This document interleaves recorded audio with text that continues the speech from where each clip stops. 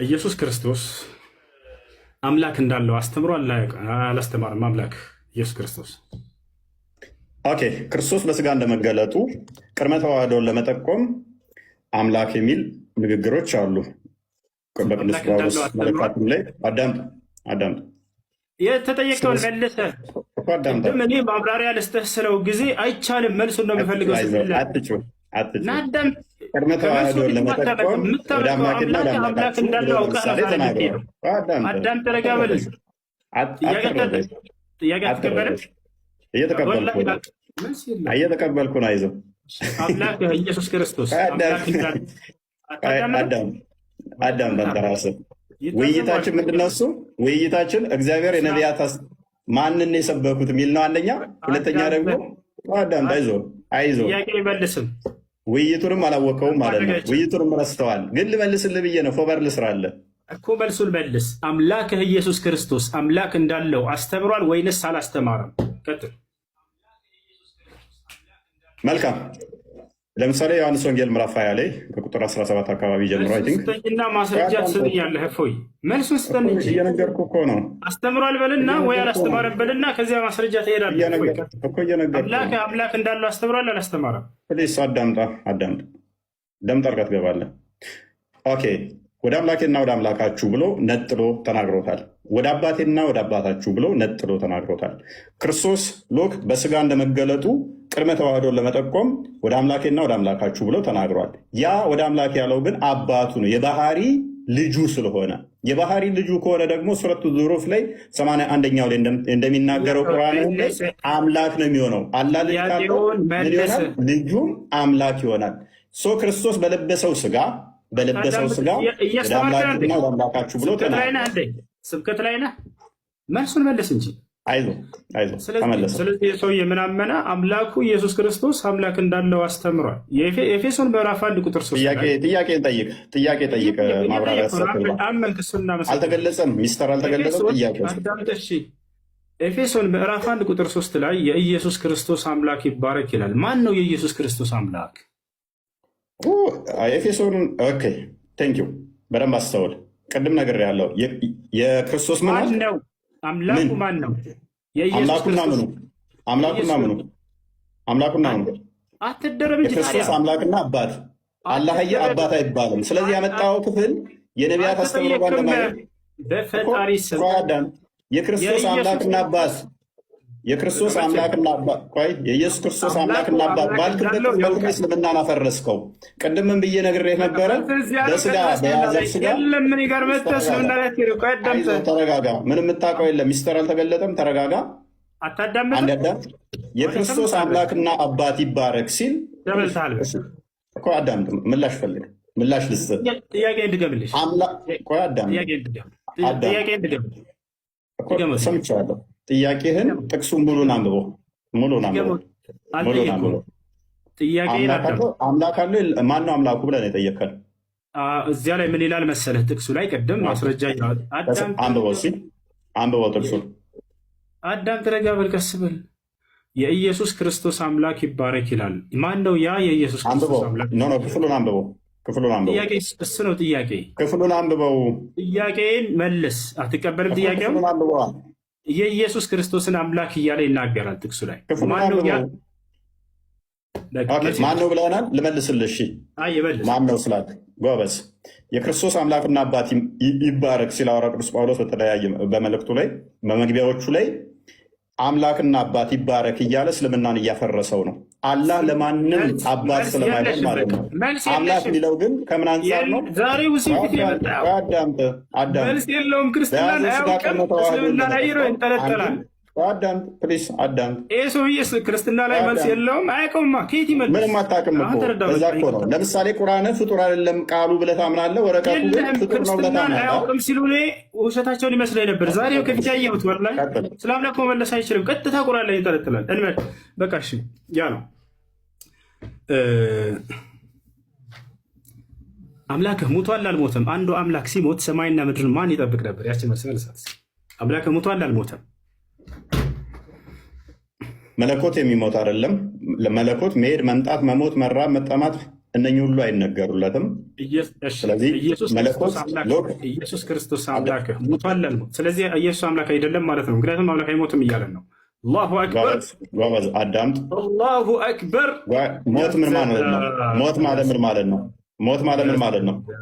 ሞት ማለት ምን ማለት ነው? አዳምጥ። ሞት ማለት ምን ማለት ነው?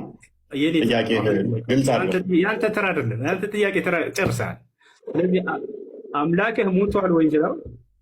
አምላክ የሚሞት አይደለም ማለት በተዘዋዋሪ ለምን አልኩ? ደቂቃ አልኳል። ቀጥል። ልመልስልህ። ደቂቃ ባያልቅም ልጨምርልህና ልመልስልህ። ደቂቃ የምትይዘው ገና ደቂቃ አዳምጥ እስኪ። አዳምጥ የምትለኝ እኔ ተራ እኮ መልስ ልስጥህ። አዳምጥ። አምላክ ሞቷል ብለህ ጠየቅከን። አምላክ በመለኮቱ በባህሪ የሚሞት አይደለም። ለክርስቶስ ግን ስግው ቃል ስለሱ ስትናገር በስጋ የተገለጠውን ከሆነ በስጋ ሞተ፣ በመንፈስ ግን ሕያው ሆነ ብለን ነው የምንናገረው። ሜይ ቢ ይህንን ማታቀው። በመለኮት ሕያው ሆነ የሚላለ እኔ ስለ መንፈስ አይደለም። በመንፈስ ሕያው ሆነ ምን ብዬ ጠየቁ? መለስኩልህ። መለኮት አይሞትም ለምን ትላለህ? ለምን ያላልኩትን ለምን ትላለህ? እኔ የጠየቅኩህ ሌላ አዳምጥ። እኔ የጠየቅኩህ ሌላ ያላልኩትን ለምን ትላለህ? ስለዚህ አዳምጥ። እሺ ልመልስልህ። የእኔ ተራ ነው የምጠይቅህ። የእኛ መልስ አታውቀውም። ና ተማር፣ ኡስታዝ ተማር። እሺ እኔ ተራ ነው። ወዴት ማትሄድና ሚዩት አድርገው። ደቂቃውን ያዘውና ልመልስልህ። እኔ ቮለንተር ጥያቄን አዳምጥ።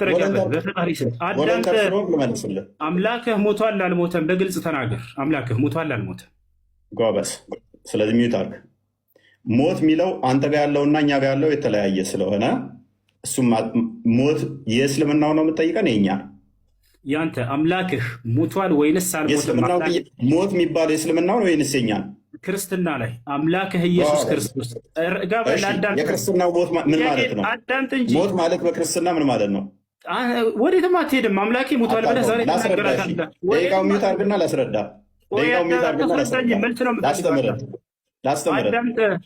ላስተምርህ። ጥያቄው አትሽፎይ። አምላክህ ኢየሱስ ክርስቶስ ሞቷል ወይንስ አልሞተም? መልስ። በስጋ ሞተ፣ በመንፈስ ሕያው ሆነ ብለን እናምናለን። ሞት የሚነገረው ነፍስና ስጋ አንድም መለየት ስለሆነ ያዕቆብ ምዕራፍ 2 ላይ ከቁጥር 4 ጀምሮ ስለሚናገር፣ ሞት እንደናንተ ግን መጥፋት ከሆነ እኛ እንደዛ እናምንም። ስለዚህ ማን ያስተዳደር ነበር ምናምን መለኮት ለቅጽበት እንኳን መሞት ወይንም መለየት የለበትም ማለት ነው። ዮሐንስ ወንጌል ምዕራፍ 1 ላይ ቁጥር 18 ላይ በአብ እቅፍ እንዳለ ይናገረናል። ክርስቶስ በስጋ እንኳን ተገልጦ አንደኛ ቆሮንቶስ ምዕራፍ 15 ቁጥር 17 ላይ ክርስቶስም ካልተነሳ እምነታችሁ ከንቱ ናት፣ እስከ አሁን ድረስ በኃጢአት ላይ ናችሁ እያለ ይናገራል። አንደኛ ቆሮንቶስ ምዕራፍ 15 ቁጥር 14 ላይ ክርስቶስም ካልተነሳ እንግዲያስ ስብከታችን ከንቱ ነው፣ እምነታችሁም ደግሞ ከንቱ ነው ይላል። የክርስትናን እምነት ከንቱ መሆንና ለመሆን መሰረት ያደረገው የክርስቶስ መነሳት ላይ ነው፣ ትንሣኤ ላይ ነውና ኢየሱስ ክርስቶስ ከሙታን ሲነሳ ያየው አንድ የሐዋርያ ምስክር አለ ወይንስ የለም? ኦኬ፣ እዛው የጠቀስከው ምዕራፍ ላይ ሜይ ቢ አንደኛ ቆሮንቶስ ምዕራፍ 15 ነው የጠቀስከው። እዛው የጠቀስከው ምዕራፍ ላይ ከቁጥር 1 ጀምረህ አላነበብከውም ወንድማችን። መጽሐፍ እንድታነብልኝ አይደለም አትረብሽ። መጽሐፍ እንድታነብልኝ የጠቀስከው መጽሐፍ ላይ ምስክር ልሰጥህ እኮ ነው፣ ላነብልህ ነው። ጥያቄውን መልስና ማስረጃ ከዚያ ታነሳለህ። እንደሱ እኮ ነው የሚደረገው። ቆይ የኔ ደቂቃ ነው። የኔ ደቂቃ ነው። አንድ ደቂቃውን ራሱ ጭማሪ ሰጥቻለሁ። የኔ ደቂቃ ነው። አዳምጠኝ። 11 ደቂቃ ደርሷል ጭማሪ። አዳምጠኝ። የኔ ደቂቃ ነው። የጠቀስከው ጥቅስ ቁጥር 1 ላይ አላነበብከውም ማለት ነው። አላህ ለምሳሌ ኢሳን አስመለጠው ሲባል ማንም ያየ የለም፣ ማንም ያየ የለም፣ አምልጧል ብሎ ያምናል። እኛ ግን ምን እናምናለን? ምስክር እንዳለ እዛው የጠቀስከው ምዕራፍ ላይ ልመታህ እኮ ነው። አንተ በጠቀስከው ምዕራፍ ላይ ሲጠየቅ ጊዜ አላህ ሙሐመድ የለም። አይ ኡስታዝ፣ እሱ ኤኒዌይስ ኮንክሉዥን እንስት እና ኢየሱስ ክርስቶስ ከሙታን ሲነሳ ያየው አንድ ሐዋርያ የለም። ዮሐንስ ወንጌል ምዕራፍ 20 ላይ አንድ በል እዚሁ የጠቀስከው ምዕራፍ ላይም ሰጠው። አላህ ግን ኢሳን ሲያስመልጠው አንድም ማስረጃ ማምጣት አይቻልም። ኢሳን አስመልጠው ተብሎ ይታመናል፣ ማስረጃ የለም። ለመለስ አይችልም። ለአንዱ መልስ ስላልፈለግክ ነው። ኮንክሉዥንስ ይበቃል፣ ይበቃል፣ ይበቃል። የምር ጭማሪ ራሱ 10 ደቂቃ ያው እኔ ይዣለሁ፣ አሳይሃለሁ። አሳይሃለሁ። ያው ስንት ደቂቃ? 9 ደቂቃ 10 ደቂቃ እየሆነ ነው። አንተ ጥሩ ትቀልዳለህ። አንተ ኡስታዝ ይመችህ። ኢየሱስ ክርስቶስ ከሙታን ካልተነሳ ክርስትናችን ከንቱ ነው፣ ስብከታችን ከንቱ ነው፣ እምነታችንም ውሸት ነው ብሏል ጳውሎስ። ስለዚህ ክርስቶስ ከሙታን መነሳቱን ያየ አንድ የሐዋርያ ምስክር አለ ወይንስ የለም? እፎይች ይመልሳት። እሺ ቆይ አዳምጥ አንዴ። ዮሐንስ ወንጌልን አላነበብኩም። አለ፣ በደንብ አለ። ማን ይባላል ያ ሐዋርያ ከሙታን ሲነሳ ያየው? እኮ አዳምጣ ማስረጃ ስለተሰጠኛለህ። እፎይ ማን ይባላል ያየው ሐዋርያ ከሙታን ሲነሳ? ማዳመጥ ማትፈልገው? ያው እያዳመጥኩ ነው። ጥያቄ መልስ። ማን ነው ያ ሐዋርያ ያየው? ማን ይባላል? ስላዩትም እኮ ነው። እንደገና ቤታቸው ይገባል እኮ ሲያደርጉ ከሙታን ሲነሳ ያየው አንድ ሐዋርያ ማን ይባላል?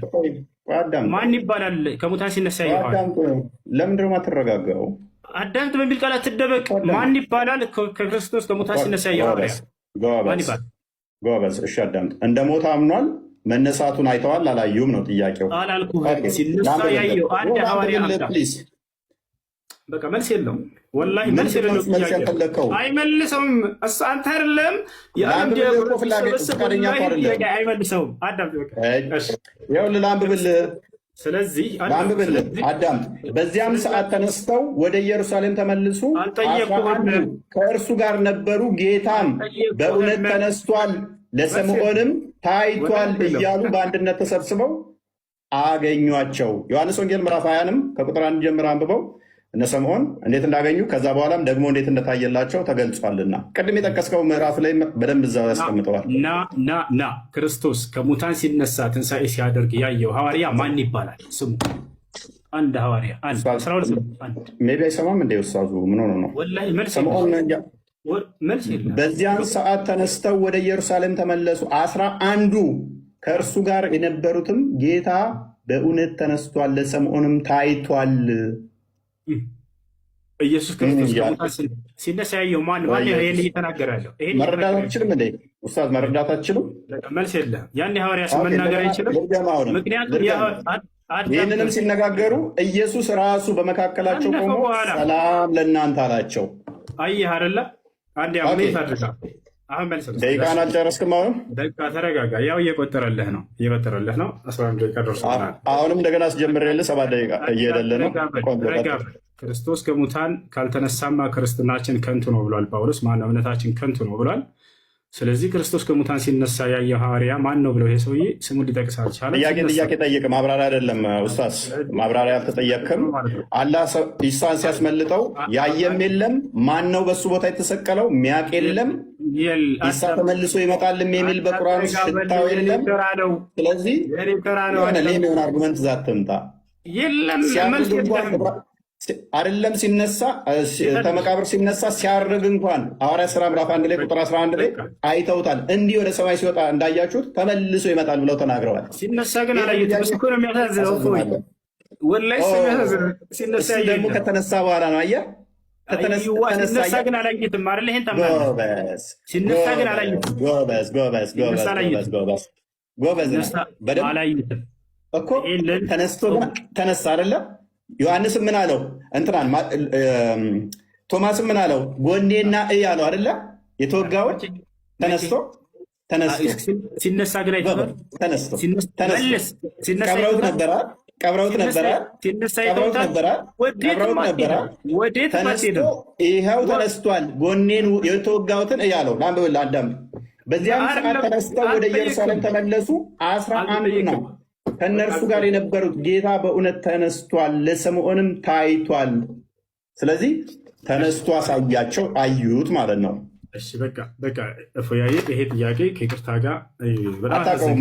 አክቹዋሊ ይህንን ጥያቄ ብለህ ዘመን በጣም ያሳፍራል። ይህንን ጥያቄ ብለህ ዘመምጣት ጥያቄ ብለህ ዘመምጣት አዳምጥ እንጂ እኔ ደቂቃ እኮ ነው። እፎይ ረጋ ብል በቃ ጥያቄ ብለህ ዘመምጣት ዮሐንስ ወንጌል ምዕራፍ 20 አንብበው። ለማንኛውም ሽቶ ይዘው ወደ መቃብሩ ጋር ሲሄዱ ተነስቶ ያገኝተውታል። ከመቃብር ተነስቶ መቃብሩን ድል አድርጎ ተነስቷል። የኔና የአንተም ጌታ ባታምነው ተነስቷል። ክብር ለክርስቶስ ይሁን።